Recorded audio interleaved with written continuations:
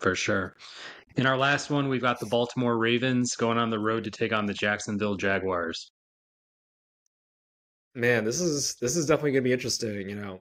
Jags lost two in a row, both against AFC North teams with backup quarterbacks, and then yeah, they just so happen to go against the number one team, in the AFC, right? The Ravens, who just so happen to be in the AFC North as well.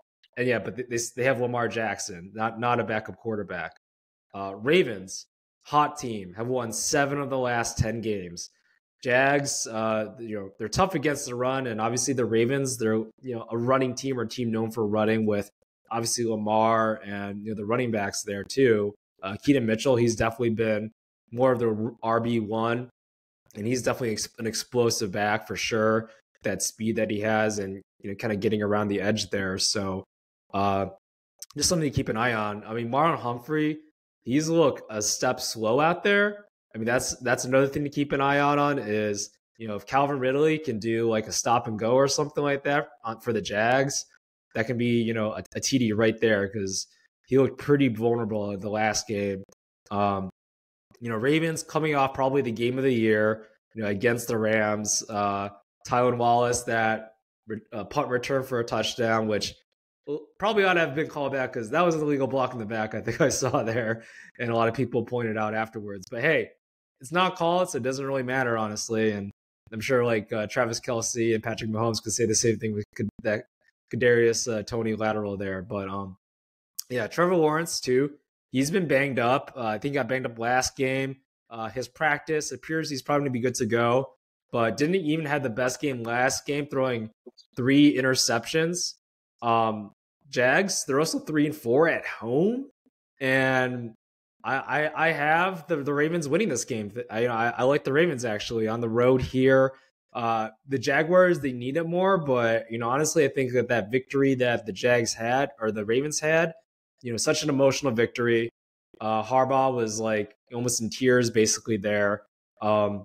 Sometimes there is a little bit of an emotional you're going down a little bit there, but I think they're still able to pull it off against the Jags. And like I mentioned before, Jags not playing their best brand of football at the moment. And for me, if it was a lesser team than the Ravens, maybe they do win, but it is the Ravens, and I think that they actually win this game. It's a 3-point spread. That's going to be tough to say. I might not bet that, but yeah, I just have the Ravens winning this against the Jags. Yeah, I mean, I think the Ravens statistically make the case for themselves as being the better team here. Jackson's been red hot. Loved watching ODB put that double move on the defender last week for a touchdown. That was, super slick, vintage ODB there. Isaiah Likely, getting on the board. We've debated, how high of a ceiling this kid can have, but he, definitely had a nice wheel route for a touchdown. And that was well. And they also had 10 quarterback hits throughout the game on Matt Stafford. I mean, that's the type of pressure you're applying when you're, one of the best teams in the league. I think the Browns were the only team that had, more quarterback hits last week. Jacksonville, like you're saying, things were, kind of trending down here these last couple games. I put a lot of that on the fact that Trevor Lawrence, rolled the ankle, missed that last game prior to being out, and then kind of coming into this past week just a little bit hobbled. It might have led to the 3 picks or played a part in some of that. But I think this Jacksonville team's a better team than they've looked like in the last couple of weeks. I like them here as a bounce back candidate. I can't back that up with any sort of statistical analysis in terms of why I'm going to come to that decision. I just feel like emotionally, I think they get, back on the right track here with their quarterback, looking better, looking healthy. I know he can play, better football than he has in these last couple. Christian Kirk going down is a big loss for them. I mean, just as a guy who's constantly, gobbling up receptions, moving the chains. But Evan Ingram has stepped up. I mean, this year he's already at 80 receptions. I mean, for a guy that was basically a castaway in New York, he's really found, a real home there in Jacksonville.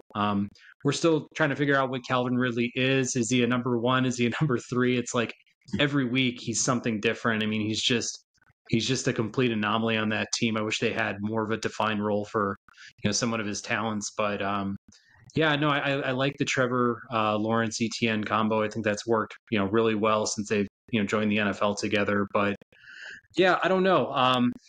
The defense on Jacksonville, it's been kind of nearing one of the lower ranked units at the at the bottom of the NFL here. You did mention that they're good against the run. That could probably be their only saving grace in this one. I see it being a high scoring affair here, but at home, needing a W, needing to kind of cement themselves in the AFC South. They've got a lot of teams nipping at their heels right now. Like I'm sure they really want one, and I think not that Baltimore can afford to lose one if they're trying to lock up that one seed, but maybe play a little bit complacent on the road, in Jacksonville. But that's the best I'm going to be able to put forward here.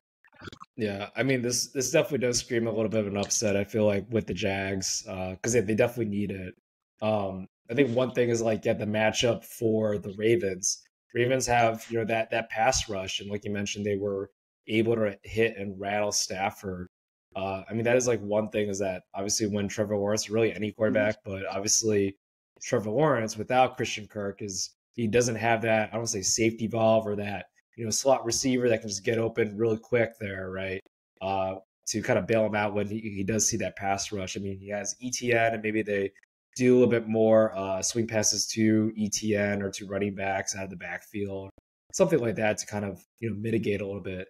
But yeah, the Ravens, they get to the quarterback, and the pass protection against for Lawrence just hasn't been the best this season. So I think they're bottom half in terms of sacks given. So yeah, like if they can rattle Trevor Lawrence, then this game should be up for the Ravens basically just to kind of walk away with it. But yeah, I think it'll be competitive regardless. I definitely didn't want to make a bet on here just because this Jaguars team, when they're playing really well and they have a lot of talent, especially on the defensive side of the ball too.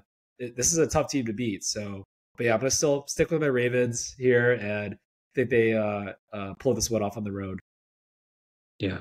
This is absolutely a game that you look down at both teams and where they're currently, trending, and what most folks would just look at and kind of summarize as like this will be a Baltimore victory easily.